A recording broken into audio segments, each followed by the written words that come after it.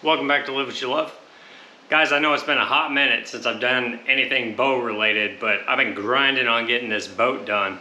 And now that that's done, we can kind of jump back into archery, more bow related stuff. One of you guys recently watched that video and left this comment, and that's why I'm making this video, because you guys want to know how to make things super sharp. So maybe you're working with woods like red oak or hickory, something where a really sharp draw knife actually comes in handy. So I'm going to show you how to do that today. It's 3 steps. Now, people that work with wood pretty regularly are already familiar with these 3 steps. It's a pretty widely accepted way of getting things mega sharp. The steps in order are shaping, forming a burr, and then stropping. And we're going to walk through all of those. Okay, so for the shaping part, just get an orbital sander, stick on some pretty coarse grit to start, and then work your way up to maybe 180. So I'm starting with 60. Some people start a little higher, but I like to just get the coarse stuff taken care of and then kind of clean it up with a 180 afterward. The entire goal of this step is to take any macro damage out of there and to get the entire plane even. So you don't want any undulations going on there. That's the entire purpose of this step. Let's see if I can show you guys the angle. So obviously we want to match the angle of this bevel right here. That's what we're trying to hit. So it helps if you just kind of hold it up against your leg, almost vertically, and then when I turn it on, I don't want it like this, I don't want it like that, I want it right on that plane. You're just going to run up and down, just like that. So if you can see, it's a very quick way to get a very even, uniform plane running down this thing. What you want to check for before you're ready for step 2 is go along this edge and see if there's any dig outs or damage, maybe where you would have hit a nail going through a stave or something like that. So I've got like a little baby dig out right there. So I'm going to make sure and get rid of that. And I've got another baby dig out right there. So I'm going to take care of those 2, and then we'll get everything nice and really uniform, and we'll move on to the next. Okay, when it looks about like this, and you can see the reflection, and there's no kind of deviation when you move that reflection like I'm doing, you know you have one solid plane, and you're ready to move on to the next step. Also, I'd like to add, when you are doing the orbital sander on that edge, don't apply too much pressure, because if you push, instead of just kind of letting it rotate, it'll start randomly orbiting, and that will lead to less uniformity across that plane. I also like to flip it and keep it just flat against here and hit it just a few passes back and forth. And we're not looking to get a super sharp edge right now. Honestly, I could use this for an Osage stave pretty comfortably right now because it's sharp, but it's not too sharp. But the goal of this video is super sharp. So we're going to keep going, and we're going to move on to step 2 now. So I know the goal of this video is just to learn how to make things super sharp, but you got to check out how cute these damn ducks are that come by our house every day. Look at these little rugrats. They're so cute. And there's one blonde one. I freaking love this little pack. So every time, whenever spring rolls around, there's always a bunch of families coming, and they all, they'll have a zillion baby ducks. And these are, if you're wondering what type, these are all Muscovy ducks. Some people hate them, but I kind of like them. So we're on step 2 now. So we need to raise a burr. So how are we going to do that? What materials do we need to do that? So the materials you need a metal file. These are very cheap. You can get them for like 10, 15 bucks, and they work great. And they last a long time because they're really high carbon steel. Now, when you're working on this draw knife, you're gonna alternate sides for this step.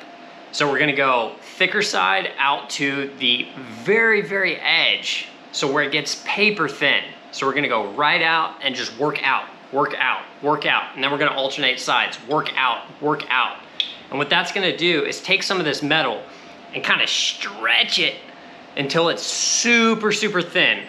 Just to reiterate, metal file, raise a burr. Now, if you have trouble taking a metal file, holding your draw knife at a steady angle. Consider putting it in a vise or some other thing. You could even use a shave horse if you have one made. Not very many people have shave horses because not many people make bows, but put it in whatever makes you feel comfortable with keeping a constant angle, because that's very, very important for the raising a burr part.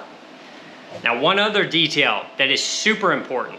When you are raising a burr, it's like you're taking that metal and you've got this thin edge right here on the top.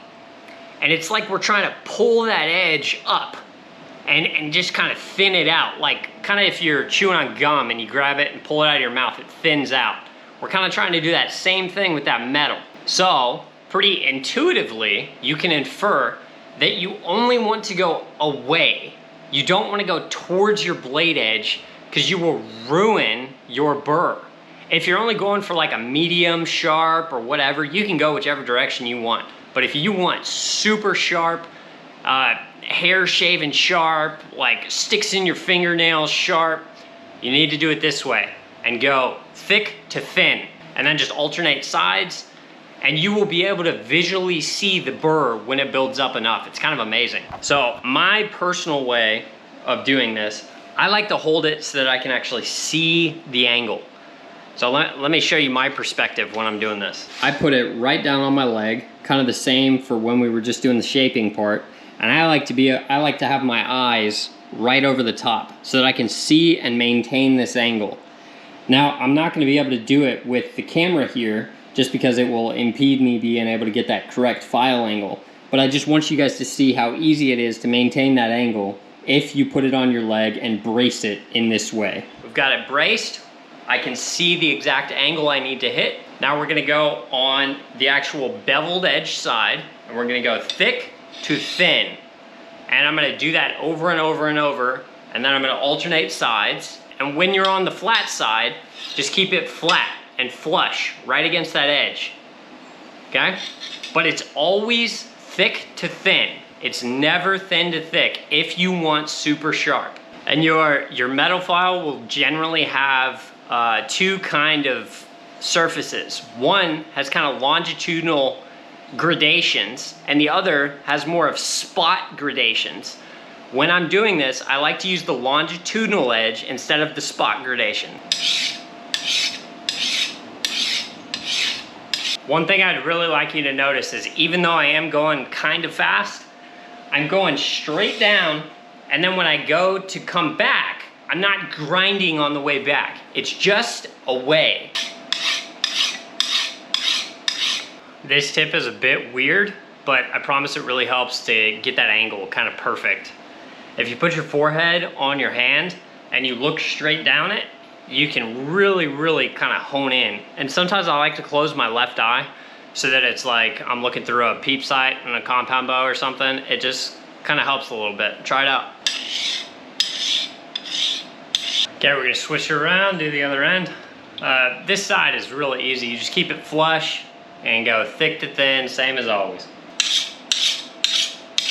All right guys, just raise that burr up. Raising the burr should only take about 5 minutes. So things to watch out for, especially if you're gonna be making bows or anything like that, where it requires a very consistent edge so that you know exactly how that whole blade's gonna cut across, and the right side of your blade isn't super sharp and the left is dull as crap, right? Because that will lead to mistakes. You want consistency so that you can know exactly how much force you need to apply to get through that wood grain, right? Now, how do you do that? How do you make sure it's gonna be super consistent? That is by making sure that if you take your finger and run along this edge, you feel that burr on every centimeter. Whichever side you did thick to thin on last, the burr is going to be best felt on the opposite side. So I did thick to thin on this side last. So my burr is gonna be better felt on this side. Because of that, it's like you're thinning out that metal and then it's bending back and forth as you're increasing the length of that burr. This little bit of silver that's kind of different in color right on the edge. You see how it runs down the entire blade? Yeah, it's still there, still there, still there, still there, still there, still there. So I want you to check the entire length of your blade for that little bit of extra metal. That is super important. If you do not have that across the entire length, you will not end up with a consistently super sharp blade when you're done.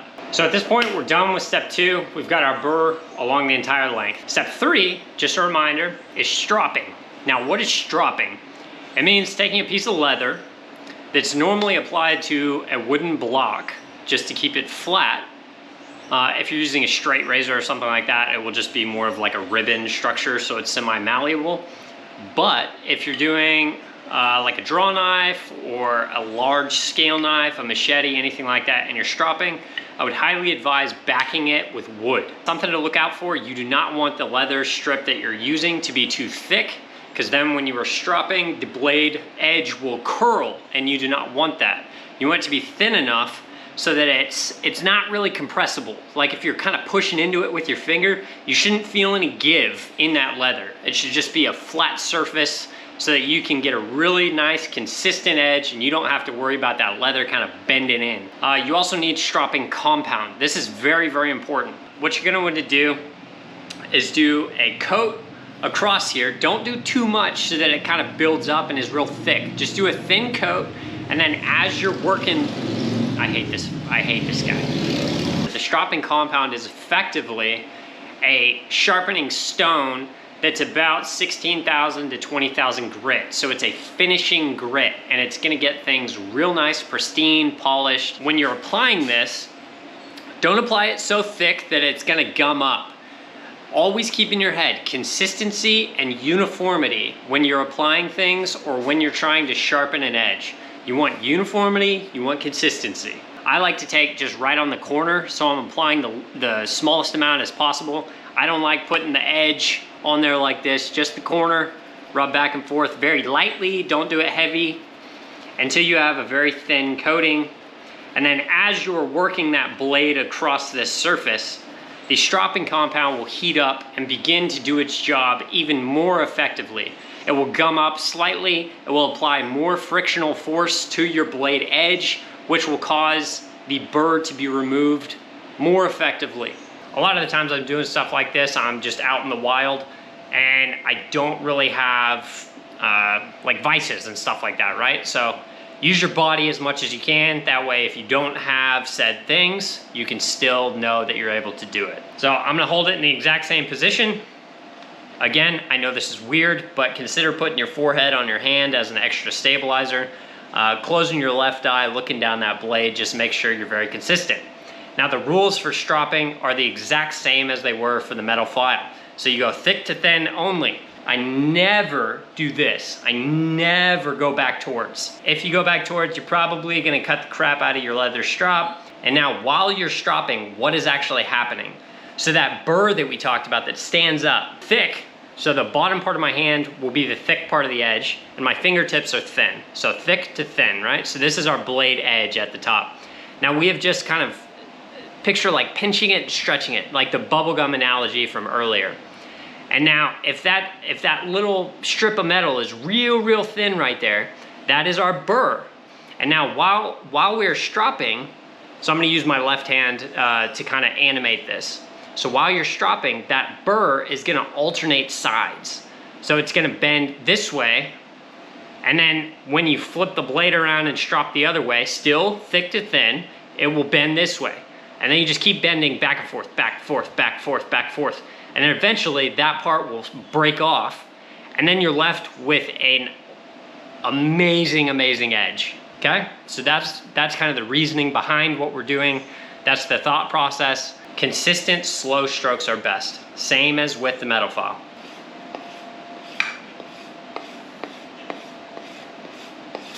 So when I'm stropping, I don't really need to hit the exact angle. So when I do it, I actually, because I think about that metal on the edge kind of bending, so it's gonna bend, and then eventually it'll break off, and then you get your super clean edge.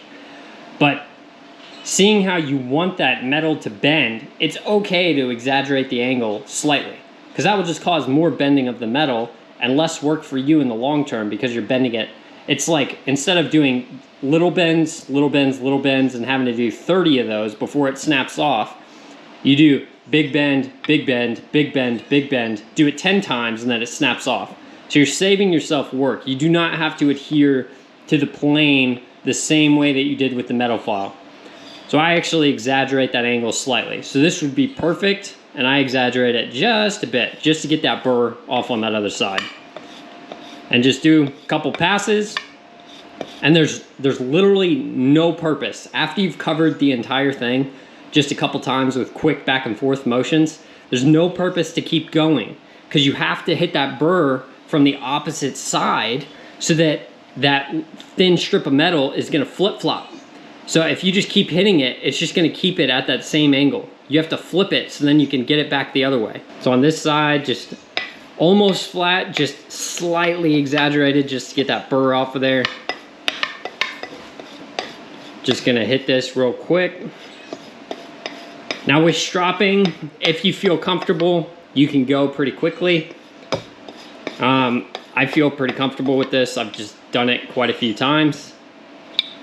If you're a beginner, go slow, controlled. Even if you're going fast, you're never pulling back. You can go thin to thick. Thin to thick is garbage. Don't do that.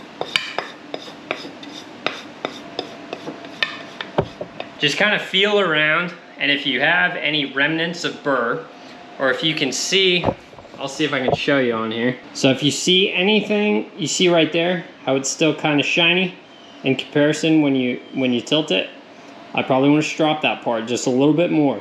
You're going until the whole thing just looks like a razor blade's edge. I hope you're able to see it on the camera, but okay, get out of here. There's a bunch of flies in here, sorry. They're attracted to something. Maybe it's my smelly ass. So you can see there's still remnants of the burr.